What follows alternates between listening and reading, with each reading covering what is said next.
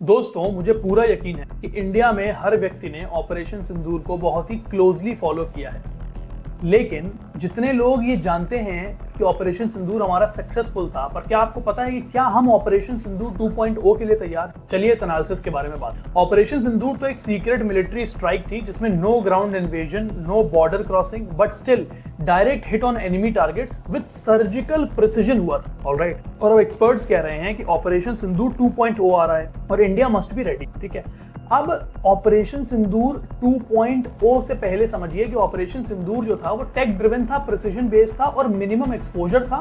पर इंपैक्ट इसका मैच जो कि इतना आसान नहीं। इजराइल को भी ईरान में वो कर भाई दिक्कत हुई, पर अब इंडिया को उसी मॉडल को नेक्स्ट लेवल पे ले जाना है with satellites, cyber tools and AI sense. Alright, now Bharat को नेक्स्ट जनरेशन वॉरफेयर के लिए तैयार क्यों रहना? और इस नेक्स्ट जनरेशनल वॉरफेयर का मतलब भाई हमें साइबर अटैक का रिस्पांस देना आना, हमें रियल टाइम सर्वेलेंस करना आना। दूसरी चीज, हमें स्मार्ट वेपन्स और जॉइंट वेंचर्स की तरफ आगे बढ़ना। अब सिर्फ आर्मी ही नहीं, हर नागरिक को भी साइबर हाइजीन फॉलो करना।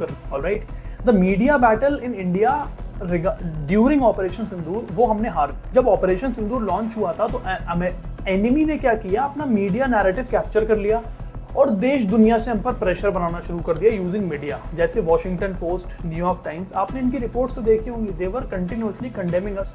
कोलंबिया ने तो पब्लिक स्टेटमेंट तक जारी कर दिया from their own country, official statement था कि भाई इंडिया को ऐसा नहीं कर। जब बाद में हमारा डेलीगेशन वहां पर पहुंचा तब उन्होंने माफी मांगी, कोई बात। ऑलराइट, सजेशन एक्सपर्ट्स का ये आ रहा है कि जो हमारे इंफॉर्मेशन और ब्रॉडकास्ट मिनिस्टर हैं उनको कैबिनेट सिक्योरिटी कमेटी में ले आना चाहिए ताकि India can control the narrative in a real. क्योंकि आज की वॉर सिर्फ बॉर्डर्स पर नहीं है, ट्विटर और न्यूज रूम में भी लड़ी। ये बात तो आपको भी पता है और मुझको भी। आज के भारत को चाहिए satellite for the real time data, ये फैक्ट सबको क्लियर है। AI based drones and targeting, भैया एआई बेस्ड ड्रोन्स होने चाहिए, इंडिजीनियस चिप होनी चाहिए और जेट इंजन मैन्युफैक्चरिंग हमारे हाथ में होनी चाहिए ताकि हमें जनरल इलेक्ट्रिक के सामने अभी जैसे हम हाथ फैला रहे हैं कि भैया हमारा तेजस का इंजन भेज दो। ठीक है, ट्रांसफर ऑफ टेक्नोलॉजी का जमाना चला गया। इंडिया नीड्स जॉइंट वेंचर, जैसे ब्रह्मोस रशिया और इंडिया का, AK-203 राइफल रशिया और इंडिया का जॉइंट, C-295 एयरक्राफ्ट टाटा और एयरबस का जॉइंट। भाई डिफेंस रेडीनेस का मतलब है self reliance plus strategic partnership.